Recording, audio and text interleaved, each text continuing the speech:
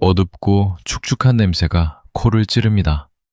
바닥에는 오물이 가득하고 천장에서는 정체 모를 물방울이 뚝뚝 떨어집니다.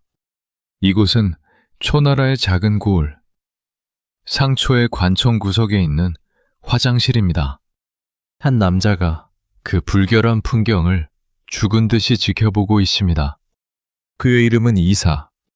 지금은 그저 말단 서리에 불과한 신분이지만 그의 눈은 굶주린 짐승처럼 번뜩이고 있습니다. 그때였습니다. 구석진 구멍에서 쥐 한 마리가 고개를 내밉니다. 털은 빠지고 몸은 비쩍 말라 볼품없는 쥐였습니다. 그 쥐는 사람이 내뱉는 거친 숨소리에도 소스라치게 놀라며 몸을 벌벌 떱니다. 바닥에 떨어진 오물을 핥으려다가도 멀리서 들리는 발소리 하나에 기겁하며 구멍 속으로 숨어버립니다.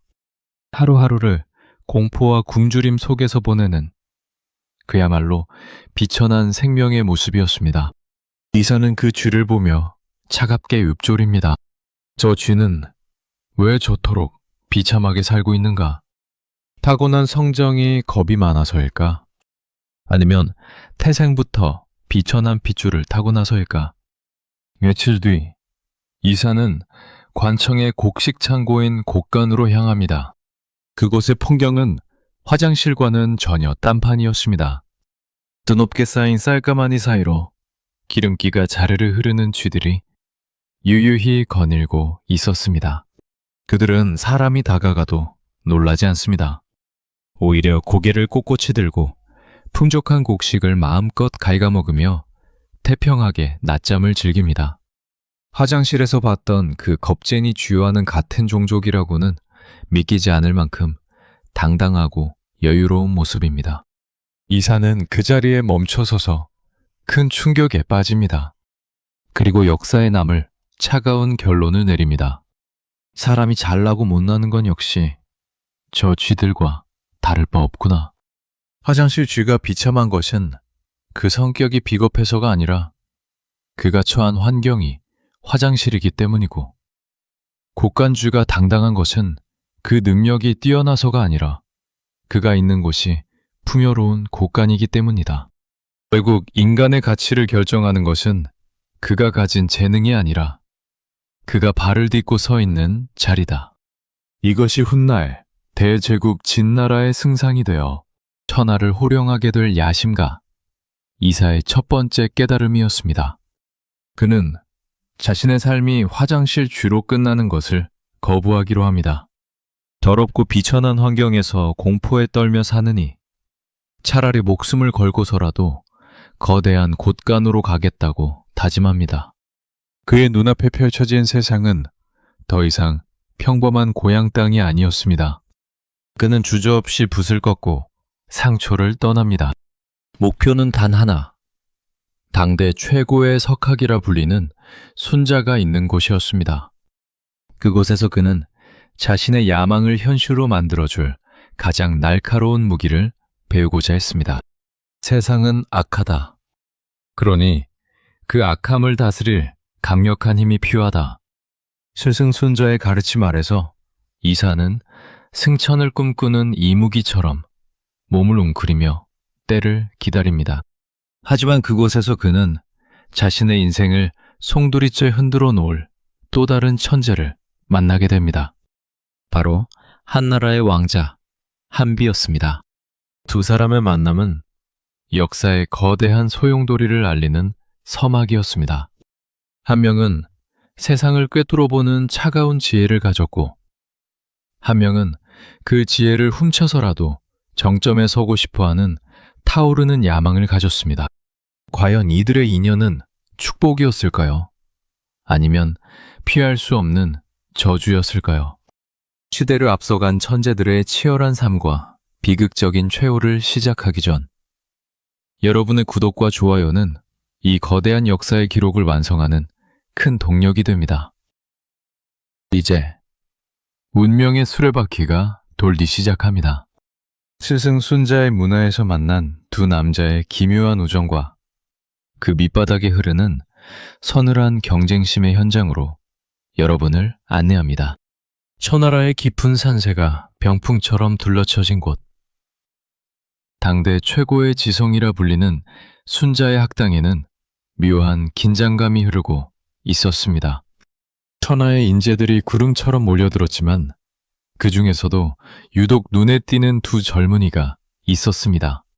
한 명은 먼 길을 돌아온 야심가 이사였고 또 한 명은 한나라의 왕족이자 태생부터 고귀한 혈통을 지닌 한비였습니다. 스승 순자의 가르침은 서슬퍼런 칼날 같았습니다. 인간의 본성은 원래 선하다는 공자와 맹자의 가르침을 정면으로 부정하며 그는 차갑게 선언했습니다. 인간의 본성은 악하다. 그 본성은 이기적이고 탐욕스러우며 그대로 두면 세상은 전쟁과 혼란의 소용돌이에 빠질 뿐이다. 그러니 교육과 예치 그리고 엄격한 질서로 그 뒤틀린 본성을 바로잡아야 한다. 이사는 이 가르침에 전율했습니다. 화장실 쥐와 곡간쥐를 보며 느꼈던 그 현실적인 깨달음이 스승의 철학 속에서 비로소 이론적 뼈대를 갖추기 시작했기 때문입니다. 하지만 그의 곁에는 그보다 훨씬 더 깊고 날카롭게 이 철학을 흡수하는 인물이 있었습니다. 바로 한비였습니다. 학당의 토론 시간. 이사는 유려한 말솜씨로 청중을 압도하곤 했습니다. 그의 목소리는 시원시원했고 논리는 정연했습니다. 반면 한비는 입을 떼는 것조차 고역이었습니다. 그는 심한 말더듬이었습니다. 중요한 문장을 뱉으려 할 때마다 그의 얼굴은 붉게 달아올랐고 혀는 입안에서 갈 길을 잃고 맴돌았습니다. 다른 제자들은 그런 한비를 보며 낄낄거리며 비웃기도 했습니다. 왕족이라는 신분이 무색할 정도로 초라해 보이는 순간이었습니다. 하지만 이사는 웃을 수 없었습니다. 우연히 보게 된 한비의 죽간 때문이었습니다. 입 밖으로 나오지 못한 한비의 생각들은 붓끝을 타고 대나무 조각 위에 지독하리만큼 정교하고 서늘한 문장으로 새겨져 있었습니다. 이사가 100마디 말로 설명하려 했던 법의 본질을 한비는 단 한 줄의 문장으로 꿰뚫고 있었습니다. 말을 더듬는 입술 뒤에 숨겨진 그 압도적인 뇌의 크기를 확인한 순간 이사는 생전 처음 느껴보는 종류의 공포를 맛봅니다. 그것은 단순한 경쟁심이 아니었습니다. 도저히 넘을 수 없는 거대한 벽을 마주했을 때 느껴지는 무력감이었습니다. 이사는 밤늦게 홀로 마당을 거닐며 자주 섞인 혼잣말을 내뱉습니다. 하늘은 어찌하여 나를 이 세상에 내보내고 또 저런 괴물을 함께 내보내셨단 말인가? 나는 세상을 얻기 위해 기술을 배우고 있지만 저자는 이미 세상의 질서 그 자체를 설계하고 있구나. 나의 혀가 아무리 윤빛으로 빛난다 한들 저자의 붓끝에서 나오는 천둥 소리를 이길 수는 없겠구나. 이사는 한비를 진심으로 존경했습니다. 그러나 그 존경심의 뿌리에는 시커먼 질투가 독버섯처럼 자라나고 있었습니다. 한비가 쓴 글 한 구절 한 구절은 이사에게 영감이 되는 동시에 그의 자존감을 밑바닥까지 긁어놓는 가시가 되었습니다. 한비는 말이 없는 대신 글로써 스승 순자의 인정을 받았고 이사는 그 모습을 지켜보며 자신의 야망을 더욱 날카롭게 갈았습니다. 순자의 문화에서 보낸 시간은 두 사람에게 전혀 다른 씨앗을 심어주었습니다. 한비에게는 망해가는 조국 한나라를 살릴 구국의 철학이 되었고 이사에게는 비천한 신분을 벗어나 천하의 중심에 서게 할 권력의 설계도가 되었습니다. 어느덧 배움을 마쳐야 할 시간, 두 사람은 갈림길에 섭니다. 한비는 자신의 뿌리인 한나라로 돌아가 왕을 보필하려 했고 이사는 더 큰 무대, 가장 강력한 힘이 요동치는 서쪽의 진나라를 응시합니다. 이사가 짐을 꾸리며 한비에게 마지막 인사를 건넵니다. 자네의 글은 머지않아 천하를 뒤흔들 것이네. 하지만 명심하게. 세상은 자네의 글처럼 정교하지도 자네의 마음처럼 순수하지도 않네. 부디 몸조심하게. 한비는 평소처럼 대답 대신 가만히 고개를 끄덕였습니다. 그의 맑은 눈망울은 이사의 눈 속에 숨겨진 그 서늘한 질투를 읽었을까요? 아니면 그저 자신의 앞에 놓인 비극적인 운명을 예감하고 있었을까요? 두 천재의 조우는 그렇게 끝이 났고 역사의 수레바퀴는 이들을 각기 다른 운명의 전장으로 몰아넣기 시작합니다. 학문을 마친 두 천재 앞에 놓인 현실은 그들의 기질만큼이나 극명하게 달랐었습니다. 한비는 자신의 뿌리인 한나라로 향했습니다. 그는 왕족이었습니다. 무너져가는 나라를 바라보는 그의 심정은 남들보다 수만 배는 더 고통스러웠을 것입니다. 당시 한나라는 서쪽에서 몰아치는 진나라의 거대한 먹구름 아래 풍전등화와 같은 운면이었습니다. 국토는 나날이 깎여나갔고 정치는 부패했으며 왕은 간신들의 아첨에 귀를 내주고 있었습니다. 한비는 더듬거리는 입 대신 붓을 들었습니다. 그는 왕에게 수많은 상소문을 올렸습니다. 법을 바로 세워야 한다고, 사사로운 이익을 쫓는 무리들을 척결하고 오직 공을 세운 자에게 상을 주며 죄를 지은 자에게 벌을 주는 엄격한 시스템을 구축해야 한다고 외쳤습니다. 하지만 한나라 왕에게 한비의 글은 그저 귀찮고 까다로운 잔소리에 불과했습니다. 왕은 한비의 천재성을 알아보지 못했습니다. 아니, 어쩌면 너무나 날카로운 그의 통찰이 두려워 외면했는지도 모릅니다. 한비는 조국의 궁궐 안에서 철저히 소외되었습니다. 그는 방 안에 틀어박혀 인류 역사상 가장 내목하고도 완벽한 통치론이라 불리는 고분과 오두를 써내려가기 시작합니다. 외로운 분노라는 뜻의 고분에는 자신의 뜻을 알아주지 않는 세상을 향한 피 맺힌 절규가 담겼고 5마리의 존벌레라는 뜻의 오두에는 나라를 좀먹는 하자, 언변가, 협객, 측근, 상인들에 대한 서슬퍼런 비판이 실렸습니다.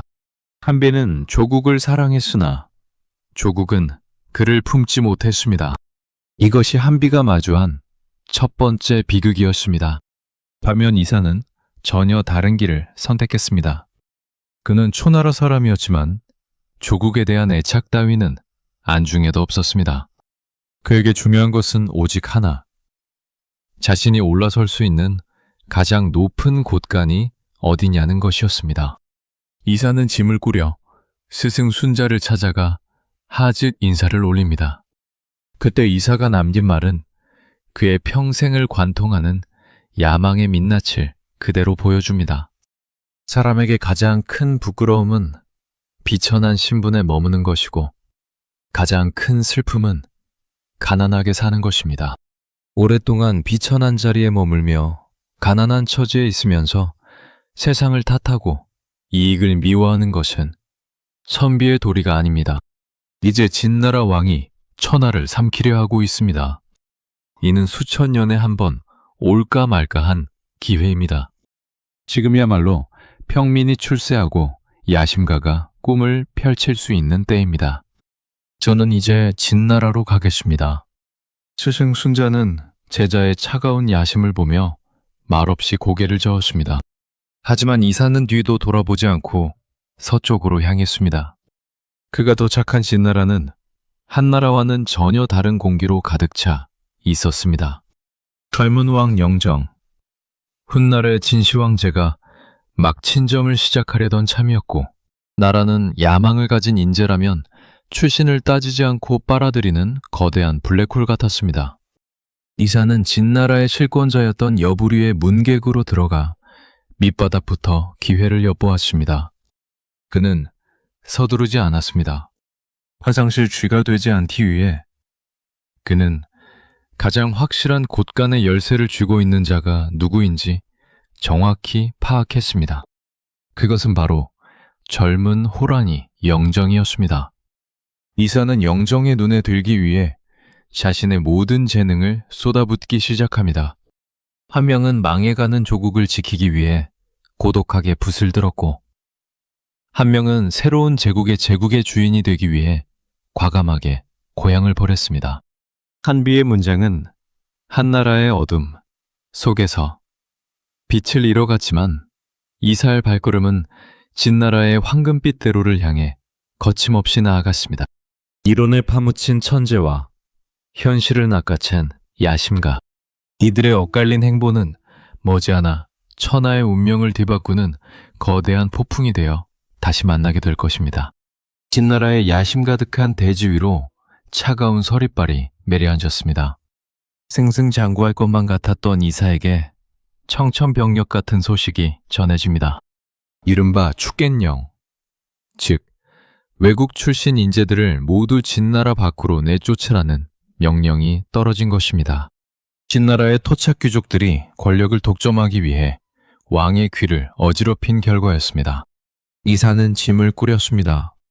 화장실 쥐에서 벗어나 이제 겨우 곳간의 문턱에 발을 들여놓았는데 다시 차가운 길바닥으로 나앉아야 할 처지가 된 것입니다. 하지만 이사는 평범한 자들처럼 울며 불며 매달리지 않았습니다.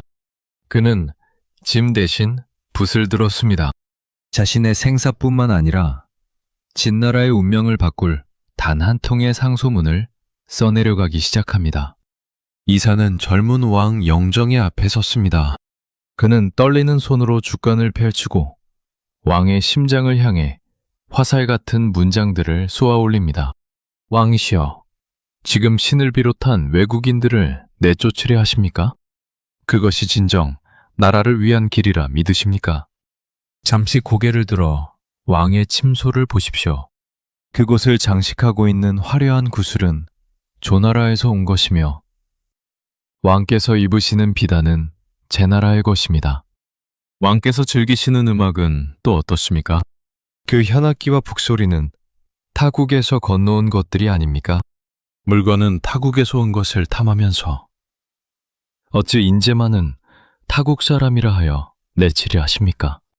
이사의 목소리는 궁궐의 차가운 바닥을 울리며 왕의 귓가로 파고들었습니다. 왕 영정의 눈빛이 흔들렸습니다. 이사는 멈추지 않고 역사의 길이 남을 비유를 던집니다. 해산이 저토록 높고 거대한 이유는 단 한 줌의 흙도 마다하지 않고 받아들였기 때문입니다. 강과 바다가 저토록 깊고 넓은 이유는 작은 시냇물 하나도 가리지 않고 품었기 때문입니다. 진나라가 천하를 통일하고 진정한 제국이 되고자 하신다면 사람의 출신을 묻지 마소서. 인재를 가려내어 쫓아내는 것은 적에게 무기를 빌려주고 도적에게 식량을 보태주는 것과 다를 바 없습니다. 이것은 나라를 망하게 하는 길입니다. 왕 영정은 이사의 상소문을 읽고 또 읽었습니다. 그는 소름이 돋는 것을 느꼈습니다. 이 남자의 말 속에는 자신의 야망을 현실로 만들어줄 거대한 설계도가 들어있었습니다. 영정은 그 자리에서 즉시 축갱령을 거두어드립니다. 그리고 이사를 정식으로 객경의 자리에 앉히며 절대적인 신뢰를 보냅니다. 이사는 위디를 기회로 바꾸었습니다. 그는 이제 단순한 문객이 아니라 진나라라는 거대한 함선에 방향타를 준 핵심 항해사가 되었습니다. 하지만 이사는 알고 있었습니다. 자신이 왕의 마음을 얻은 것은 오직 자신의 쓸모 때문이라는 사실을 말입니다. 왕은 쓸모가 있는 저에게는 세상을 다 줄 것처럼 대하지만 쓸모가 없어지면 언제든 버릴 수 있는 냉혹한 인물이라는 것을 그는 본능적으로 깨달았습니다. 권력의 중심부로 파고든 이사는 더욱 치밀해졌습니다. 그는 진나라의 법과 제도를 하나둘씩 고쳐나가며 자신의 입지를 굳혔습니다. 하지만 승리의 기쁨도 잠시 서쪽 끝 진나라 궁궐에 기이한 소문 하나가 들려오기 시작합니다. 왕 영정이 우연히 읽게 된 한 권의 책 때문에 며칠 밤을 꼬박 새우며 괴로워하고 있다는 소식이었습니다. 그 책은 다름 아닌 머나먼 한나라에서 건너온 한 비의 글이었습니다. 이사는 가슴 한 구석이 서늘해지는 것을 느꼈습니다. 잊고 싶었던 이름, 아니 도저히 넘을 수 없었던 그 천재의 그림자가 다시 자신의 삶을 덮쳐오고 있었기 때문입니다. 이사의 눈동자가 초조하게 흔들리기 시작합니다. 진나라의 궁궐 깊은 곳, 촛불이 일렁이는 방 안에서 젊은 왕 영정은 숨을 죽인 채 대나무 죽간을 넘기고 있었습니다. 그의 눈은 광기에 가까운 열기로 번뜩였고 입술은 가늘게 떨리고 있었습니다. 그것은 정복자의 눈빛이라기보다 평생을 갈구해온 진리를 마침내 손에 넣은 구도자의 모습에 가까웠습니다. 그가 읽고 있는 글은 머나먼 한나라에서 건너온 무명의 천재 한비가 쓴 고분과 오두라는 글이었습니다. 영정은 책상을 내려치며 크게 탄식했습니다. 아, 이럴 수가 있단 말이냐. 어찌하여 이토록 나의 속마음을 그대로 옮겨놓은 듯한 문장이 존재한단 말이냐. 내가 평소에 느끼던 그 형언할 수 없는 고독과 통치에 대한 갈증이 이 죽간 속에 살아 움직이고 있구나. 그는 곁에 서 있던 이사를 향해 떨리는 목소리로 물었습니다. 이사, 이 글을 보아라. 이 글을 쓴 자는 누구냐? 법을 다스리는 자의 외로움을 이토록 사무치게 적어내려가고 나라를 좀먹는 좀벌레들을 이토록 잔인하게 발라내다니.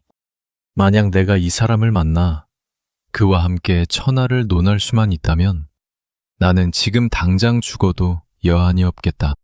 진정으로 이 사람을 만날 방법은 없는 것이냐?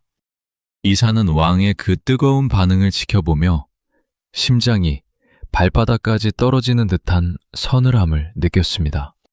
그는 그 문체의 주인만 봐도 단번에 알 수 있었습니다.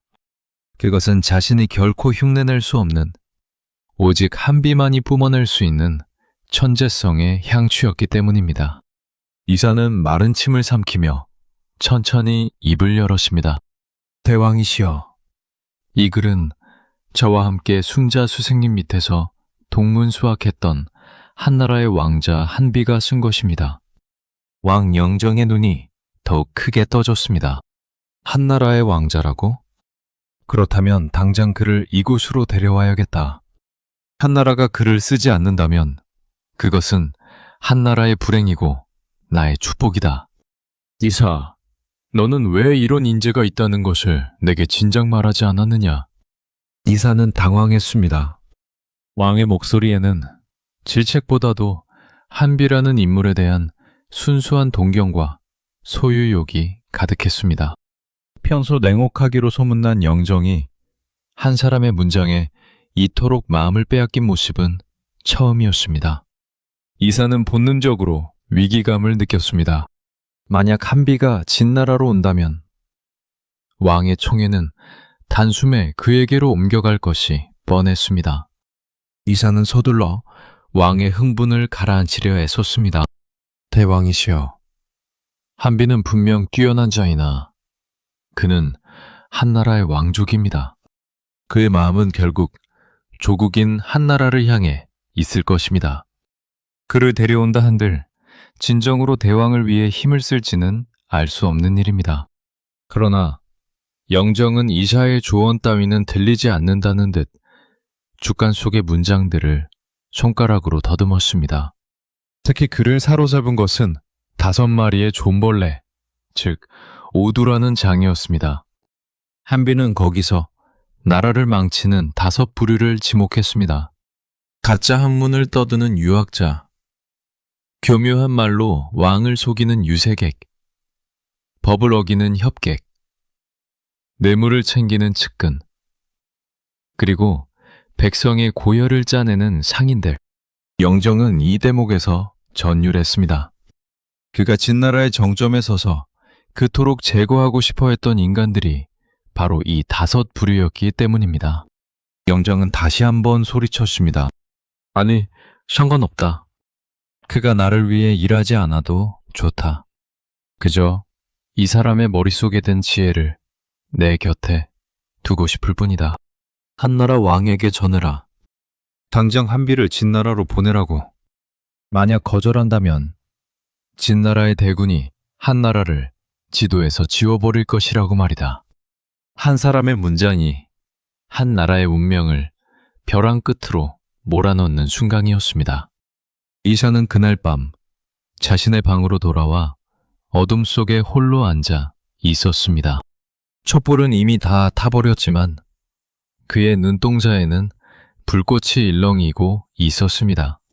한비, 나의 오랜 벗이자 넘지 못할 벽이여. 너는 왜 그토록 눈부신 글을 써서 이 미친 왕의 마음을 사로잡았단 말이냐.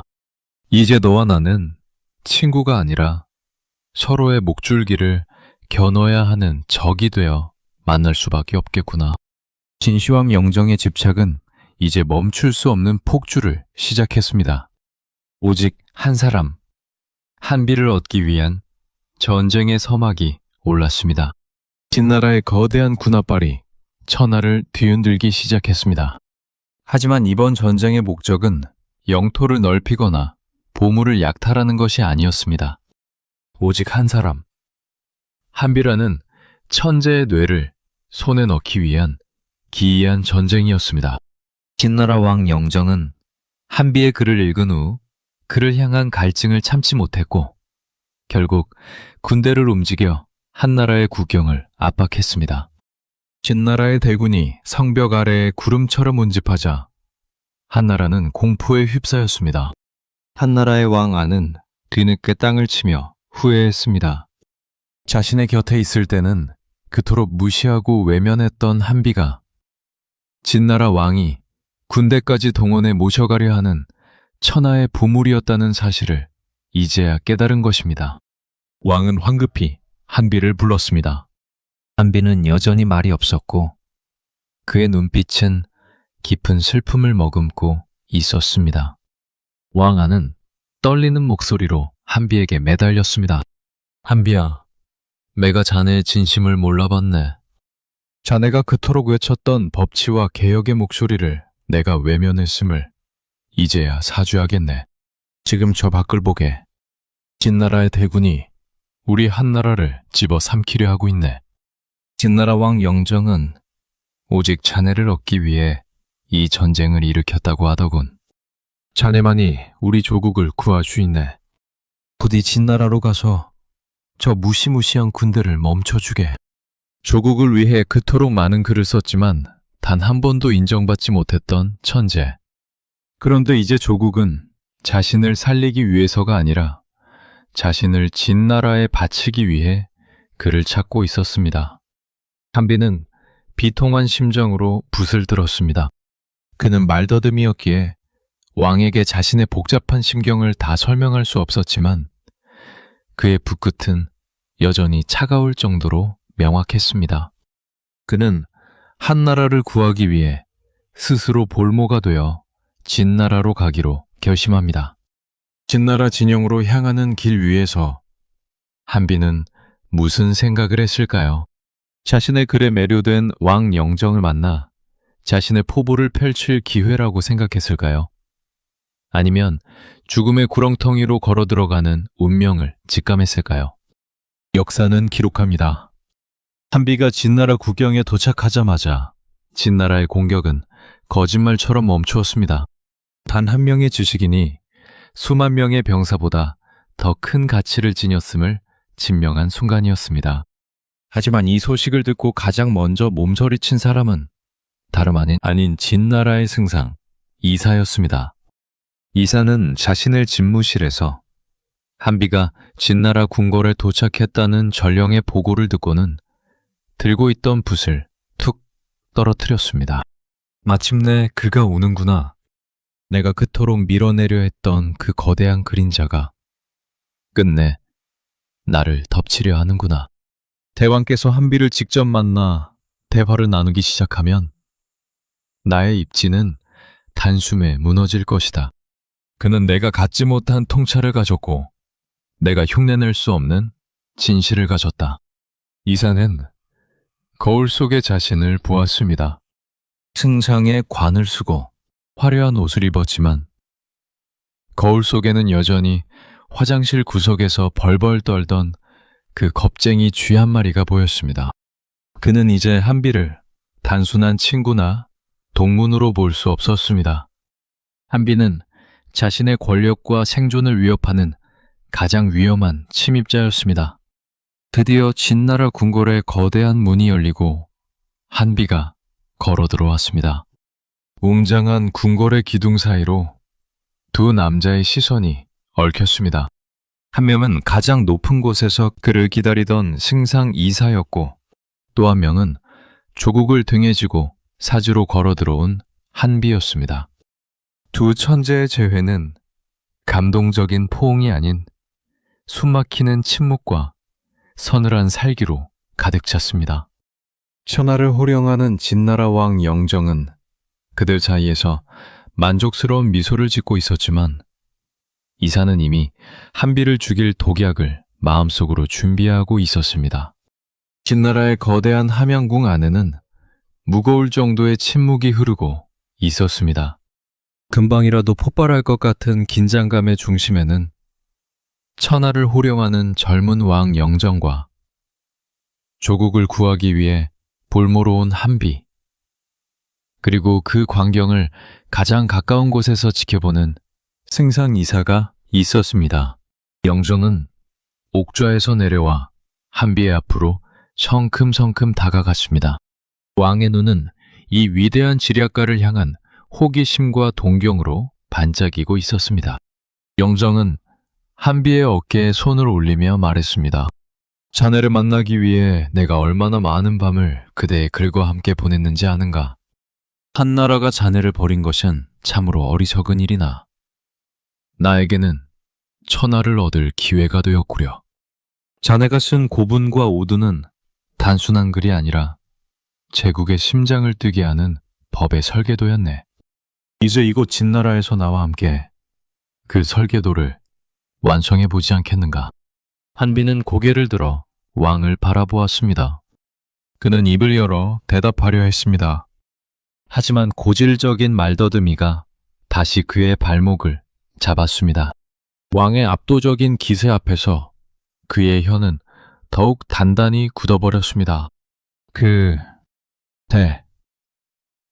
대왕,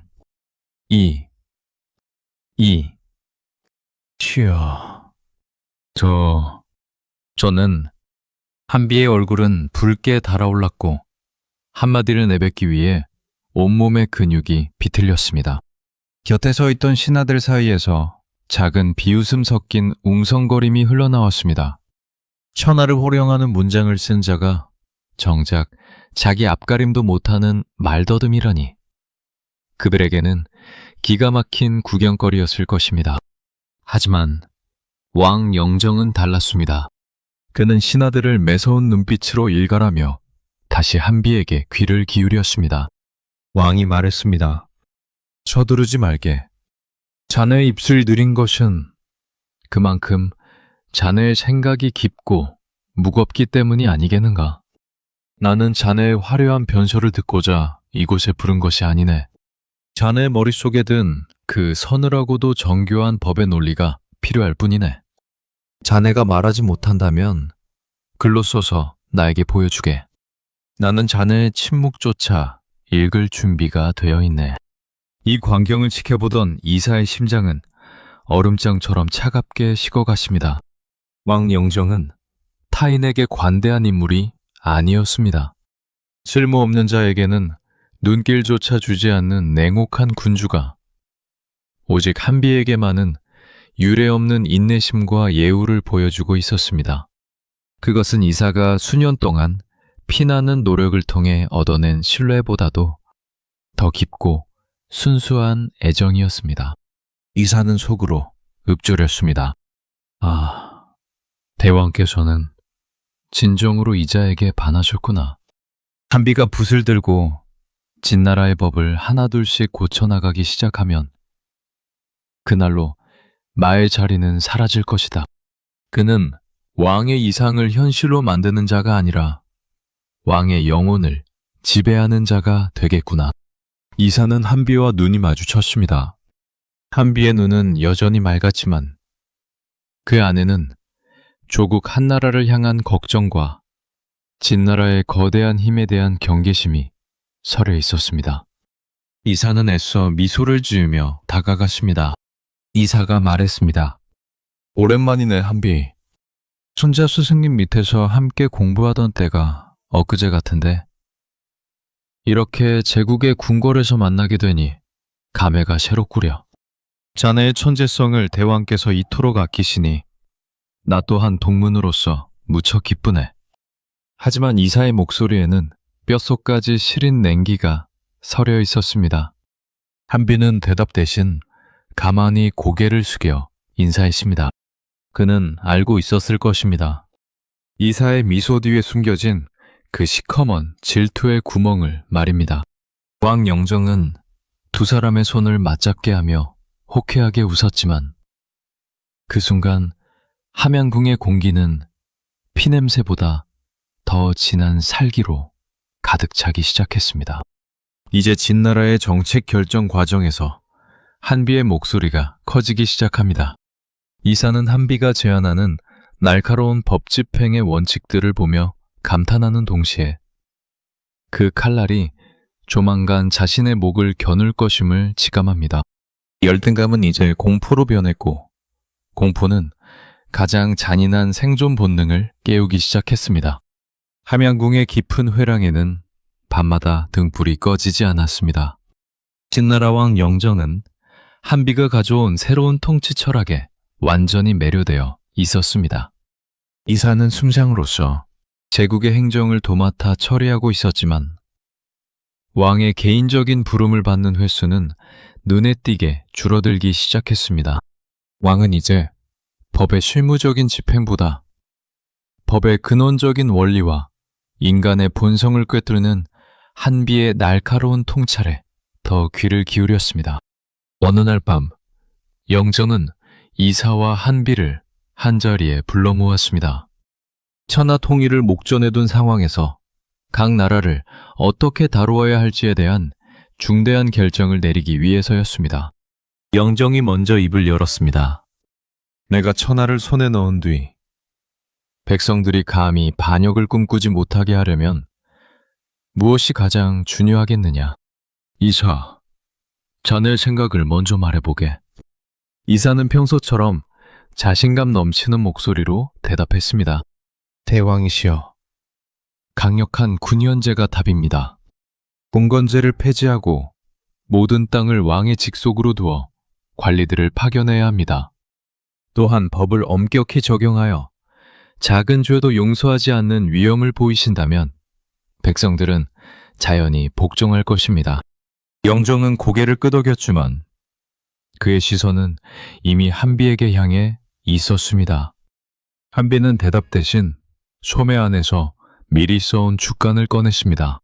그리고 말을 더듬어가며 힘겹게 입을 뗐습니다.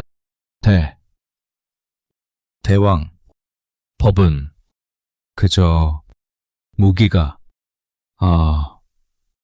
아닙니다. 법은 세상에 저울이어야 합니다. 한비는 직접 쓴 글을 왕에게 바쳤습니다. 거기에는 이사가 말한 물리적 강제력을 넘어선 군주가 신하와 백성을 다스리는 세 가지 핵심 도구가 적혀 있었습니다.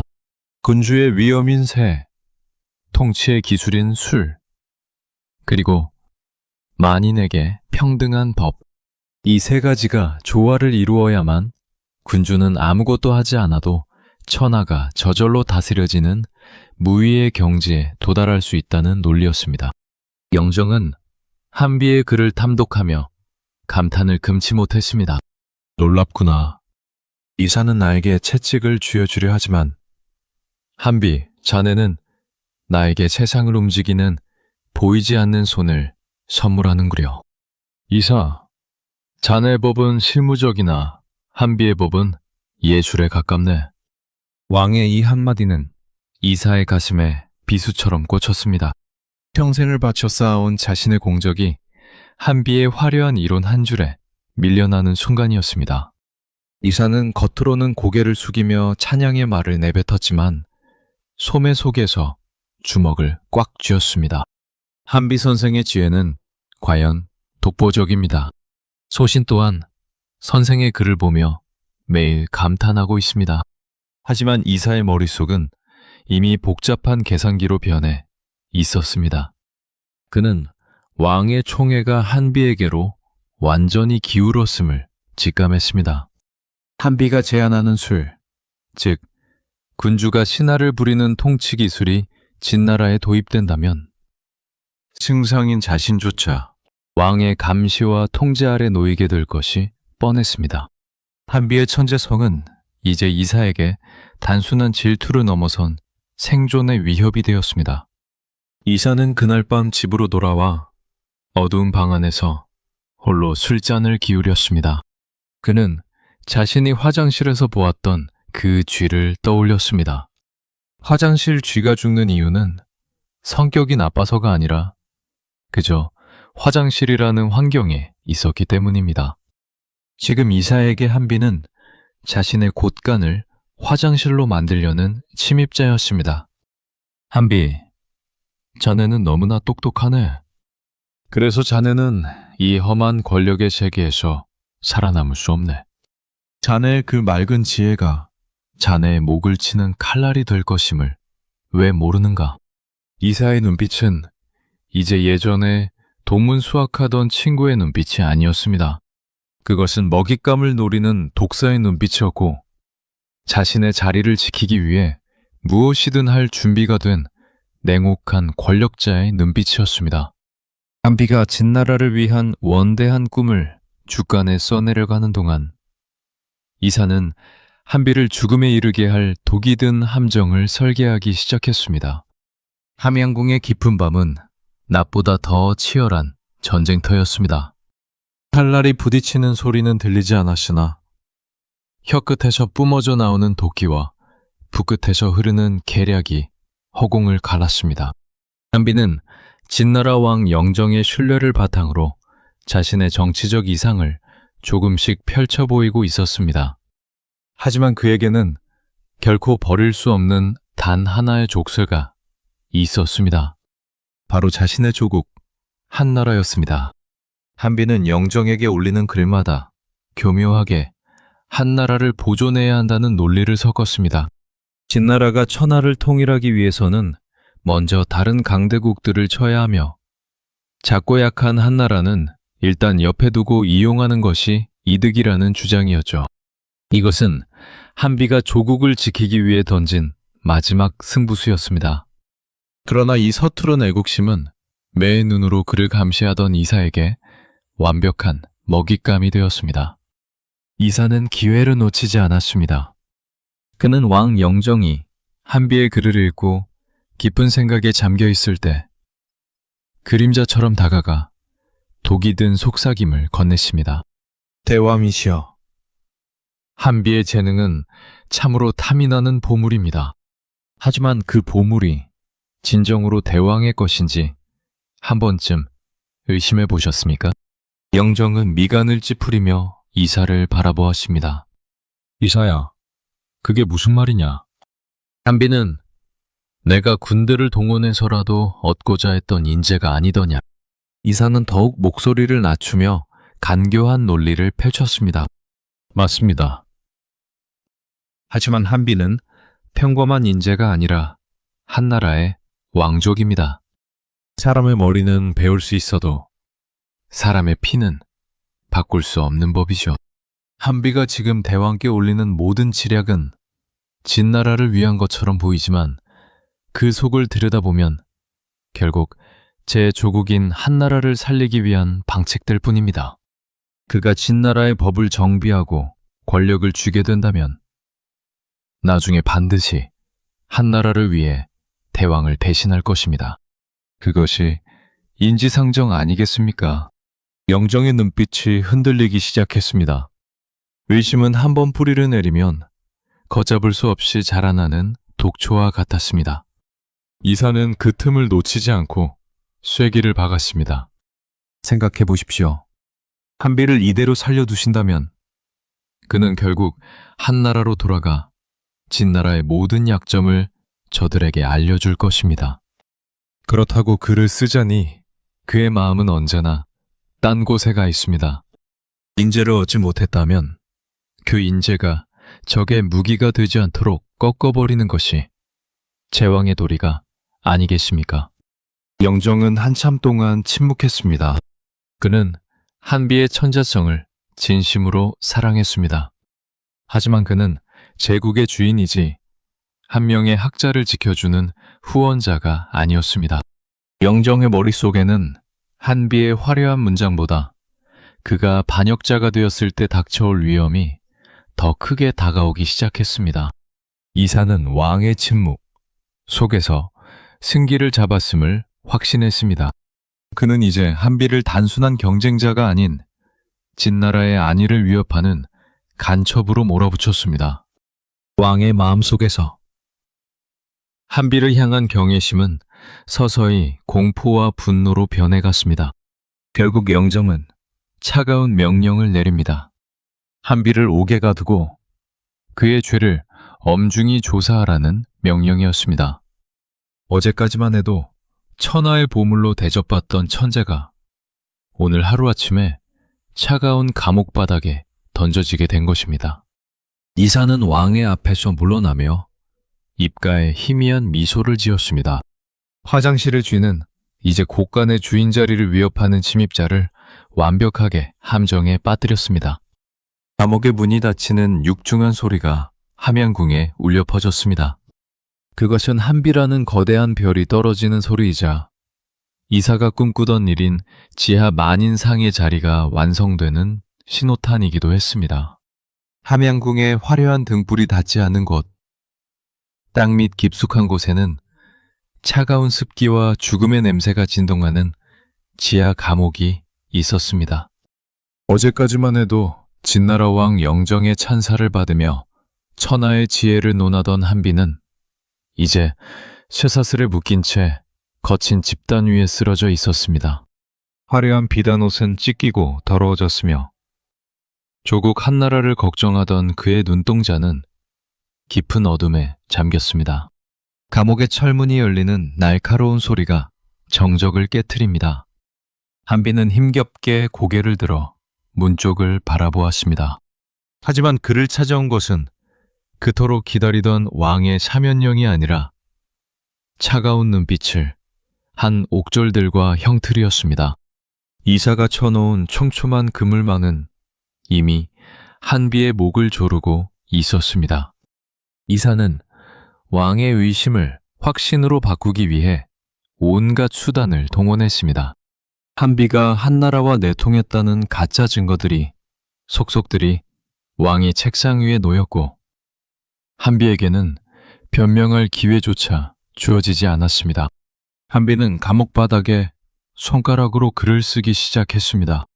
입으로는 참아 뱉지 못하는 억울함과 세상을 향한 마지막 통찰을 차가운 돌바닥 위에 새겼습니다.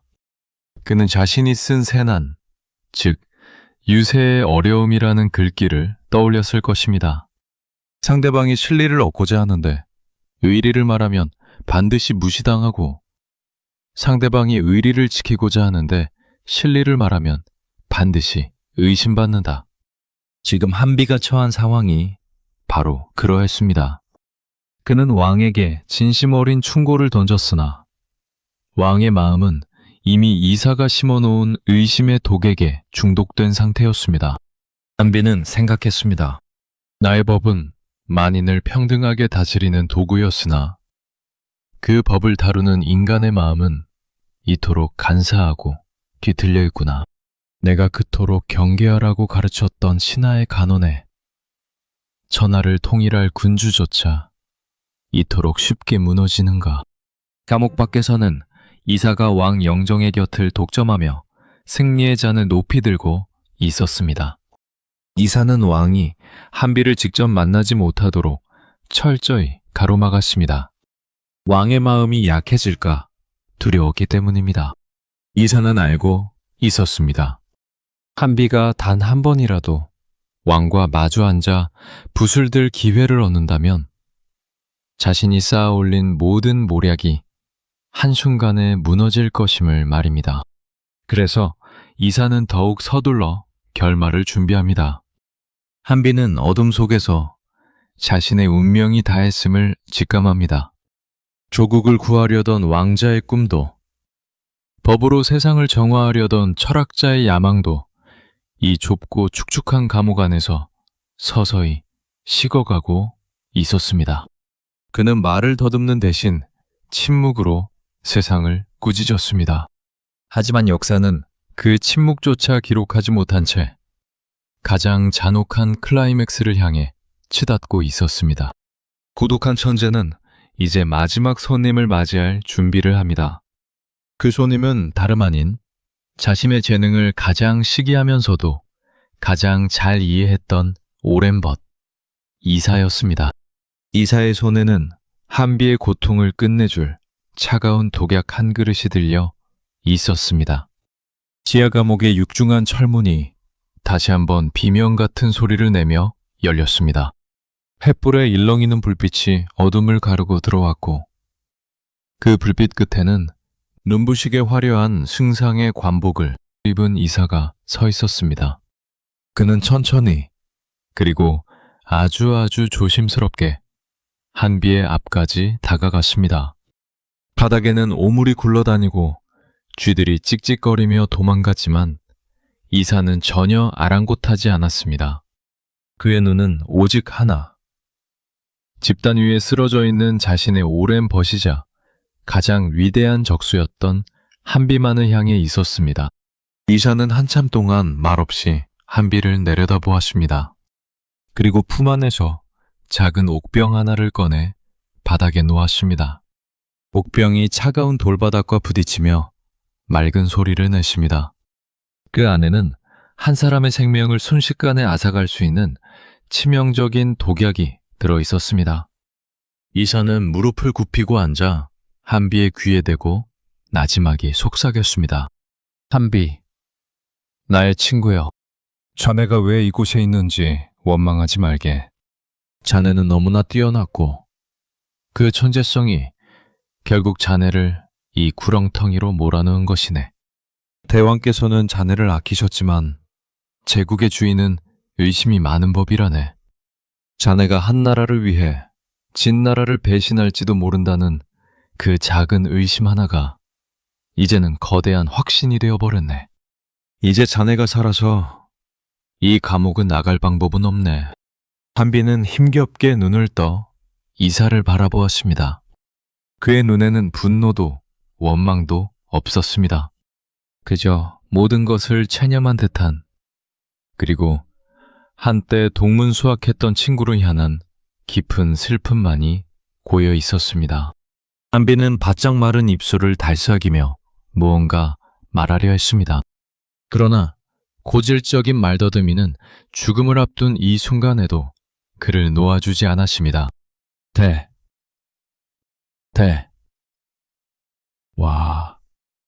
왕을 만나게. 한비의 목소리는 갈라진 논바닥처럼 거칠었고 단 한 문장을 완성하지 못해 온몸을 떨었습니다. 그는 왕 영정에게 직접 자신의 억울함을 호소하고 싶었습니다. 자신이 쓴 글들이 진정으로 진나라를 위한 것이었음을, 그리고 자신의 충심이 어디에 있었는지를 단 한 번만이라도 설명할 수 있는 기회를 얻고 싶었습니다. 하지만 이사는 차갑게 고개를 저었습니다. 아니, 자네는 대왕을 만날 수 없네. 내가 그렇게 두지 않을 것이네. 자네가 왕의 앞에 서서 그 천재적인 붓끝으로 진실을 써내려가는 순간 내가 쌓아올린 모든 것은 무너질 것이네. 친구여, 이것은 자네와 나 둘 중 하나는 반드시 죽어야 끝나는 게임이었네. 나는 단지 자네보다 조금 더 비겁했고 조금 더 환경에 민감한 쥐였을 뿐이라네. 이 약을 마시게. 그것이 대왕의 명에 의해 처참하게 형장으로 끌려가 사지가 찢기는 것보다 훨씬 더 자네다운 우아한 끝일 것이네. 이사는 독약이 든 병을 한비의 손 가까이 밀어주었습니다. 그리고는 마지막 예우인 듯 한비의 헝클어진 머리카락을 정성스럽게 정리해 주었습니다. 한비는 떨리는 손으로 옥병을 쥐었습니다. 그의 손끝에는 아직도 붓을 쥐었던 굳은 살이 박여 있었습니다. 세상을 호령하던 그 찬란한 문장들을 낳았던 손이 이제는 자신의 생명을 끊을 독병을 쥐고 있었습니다. 한비는 이사를 뚫어지게 응시했습니다. 그 눈빛은 마치 이사의 영혼 밑바닥을 꿰뚫어 보는 것 같았습니다. 이사는 자신도 모르게 시선을 피했습니다. 한비는 대답 대신 옥병의 마개를 열었습니다. 그리고는 단 한 모금의 그 차가운 액체를 들이켰습니다. 잠시 후 한비의 몸이 가볍게 떨리더니 이내 고요해졌습니다. 천하를 뒤흔들었던 위대한 사상가이자 법치주의의 거장. 한비는 그렇게 어두운 지하 감옥에서 아무런 유언도 남기지 못한 채 눈을 감았습니다. 이사는 한비의 숨이 완전히 멈춘 것을 확인하고서야 자리에서 일어났습니다. 그는 한비의 시신 앞에서 정중하게 허리를 숙여 절을 했습니다. 그것은 죽은 자에 대한 존경이었을까요? 아니면 승리한 자의 여유였을까요?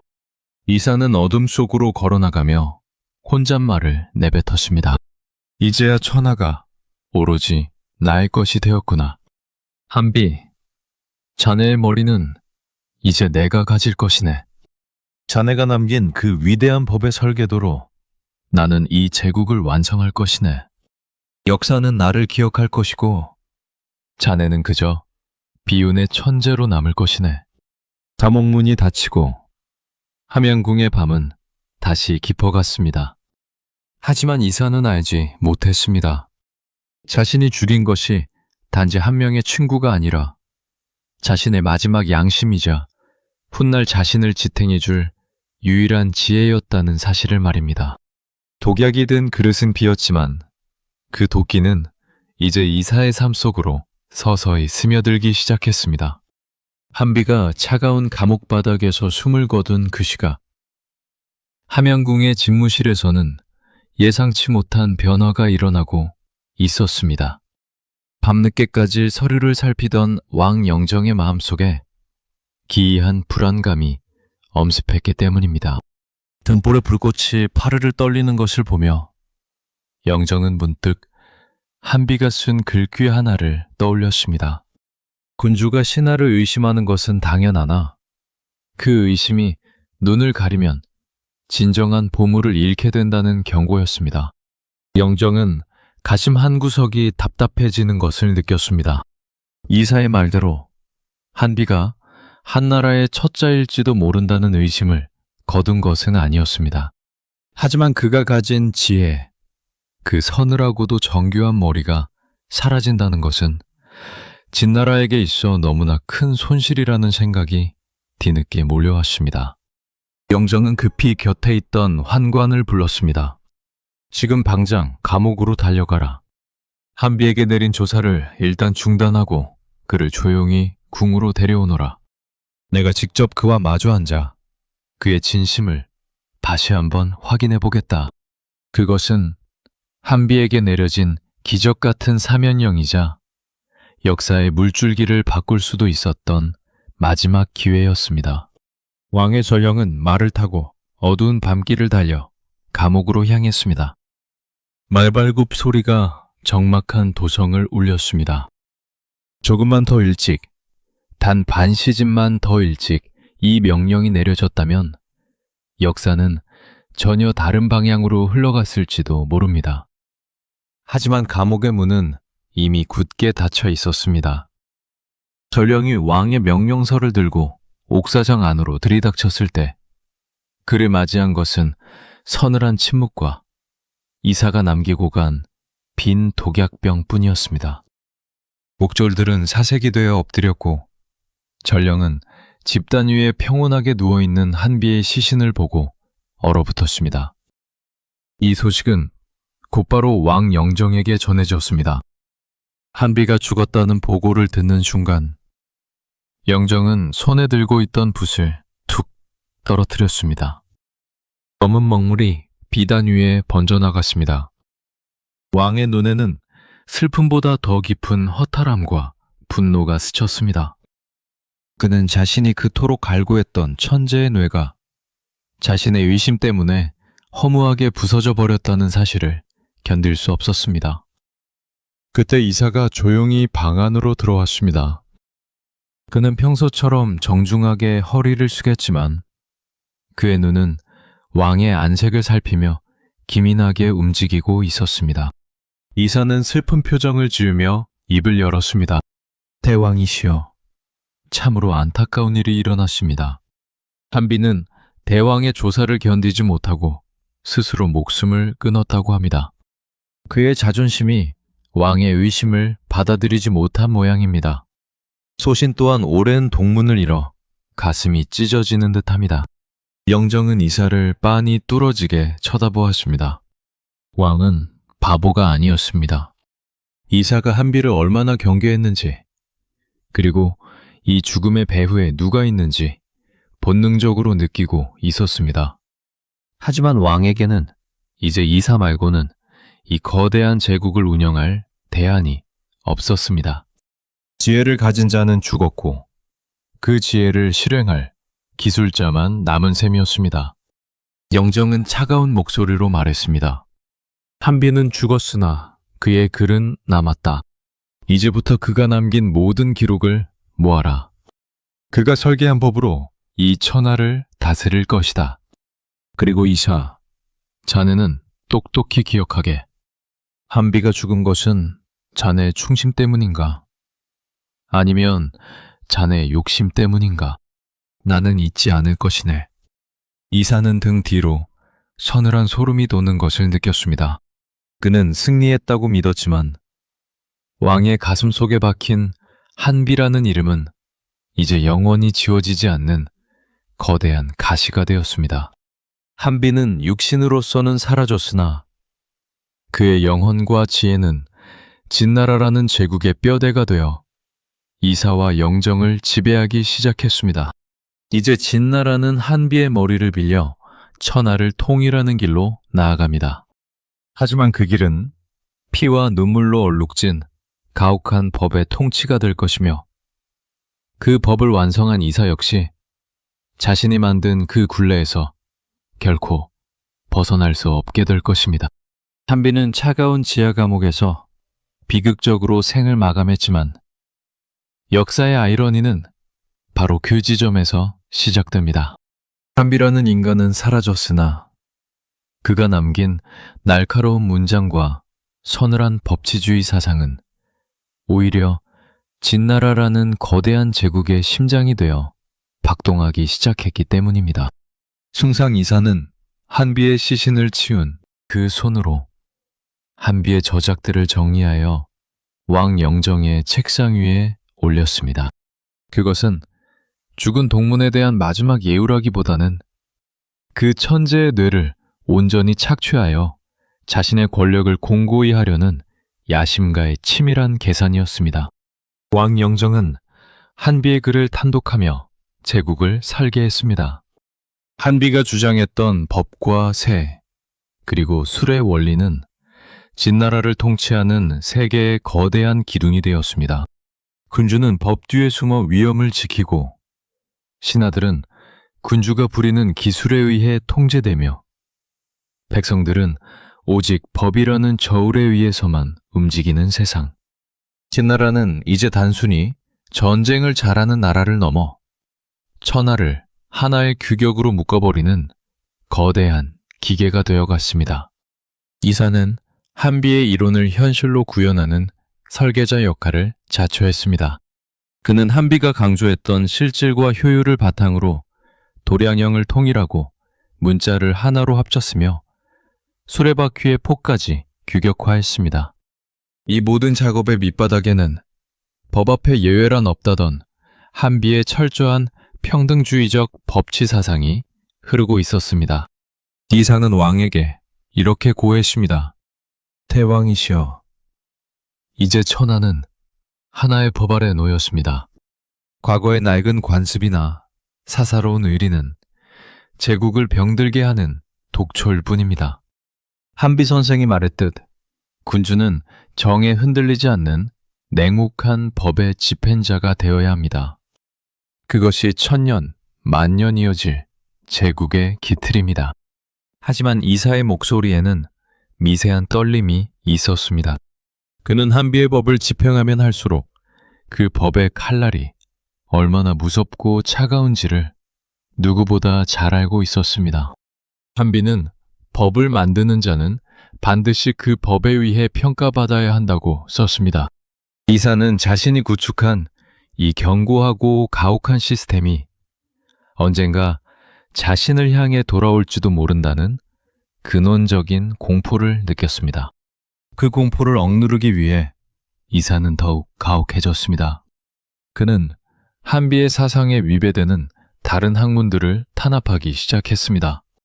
책을 태우고 유생들을 산채로 묻어버리는 분서괴뇌의 참극은 사실 한비의 순수한 법치주의가 이사라는 현실 정치인의 손을 거치며 괴물로 변해버린 결과였습니다. 이사는 한비의 지혜를 훔쳐 천하를 통일했으나 그 지혜 속에 담긴 인간에 대한 깊은 고뇌는 버리고 오직 통치의 기술만을 취했습니다. 진나라는 마침내 육국을 멸망시키고 천하 통일에 대업을 이루었습니다. 영정은 스스로를 시황제라 칭하며 인류 역사상 유례없는 절대 권력을 손에 쥐었습니다. 이사 역시 1인 지하 만인상의 자리에 올라 승상으로서 부귀영화를 누렸습니다. 겉으로 보기에 한비는 죽어 패배했고 이사는 살아남아 승리한 것처럼 보였습니다. 그러나 함양의 거대한 궁궐 깊은 곳에서 이사는 종종 환청을 들었습니다. 그것은 말을 더듬으며 진실을 말하려 했던 한비의 목소리였습니다. 법으로 세운 나라는 법으로 망할 것이며 사람을 믿지 못하는 법은 결국 그 법을 만든 자의 목줄을 쥘 것이라는 서늘한 경고였습니다.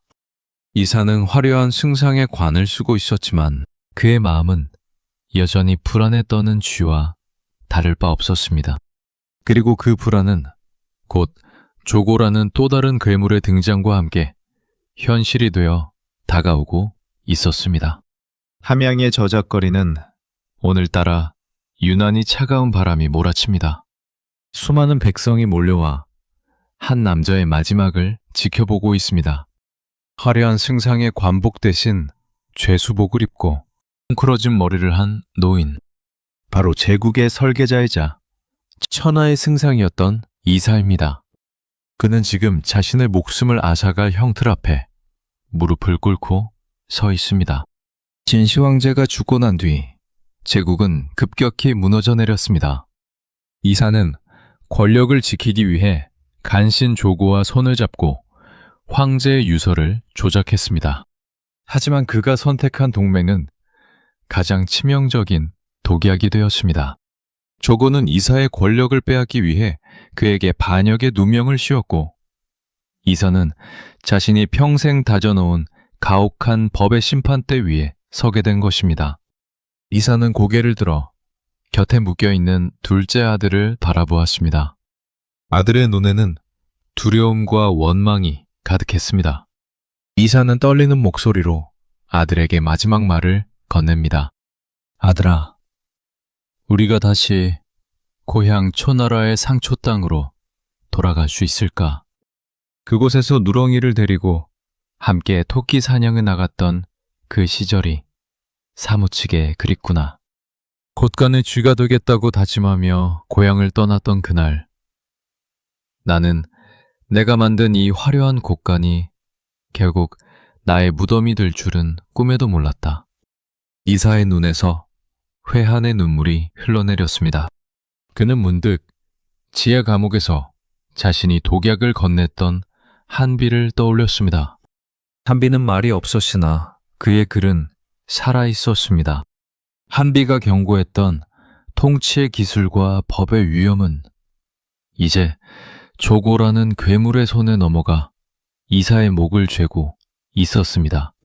이사가 한비를 죽일 때 사용했던 그 을심과 식이라는 칼날이 이제는 더욱 크고 날카로운 요참형의 칼이 되어 돌아온 것입니다. 집행관이 거대한 칼을 들어 올립니다. 이사가 만든 진나라의 법에 따르면 반역죄는 허리를 잘라 죽이는 요참형에 처하게 되어 있었습니다.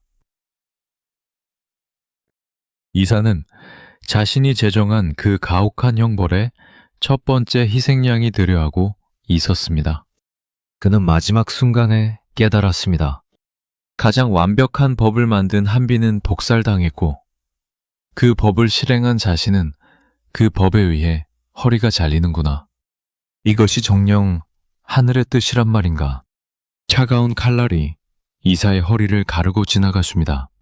한때 천하를 호령했던 야심가의 비명은 함양의 바람 속으로 흩어졌습니다. 이사는 그렇게 처참한 죽음을 맞이했고 그가 평생을 바쳐 지키려 했던 진나라 제국 역시 그로부터 얼마 지나지 않아 한비가 예언했던 대로 법의 가혹함을 견디지 못한 백성들의 분노 속에 무너져 내렸습니다. 역사는 우리에게 묻습니다. 만약 이사가 한비를 질투하지 않고 그의 지혜를 온전히 품었다면 세상은 어떻게 변했을까요?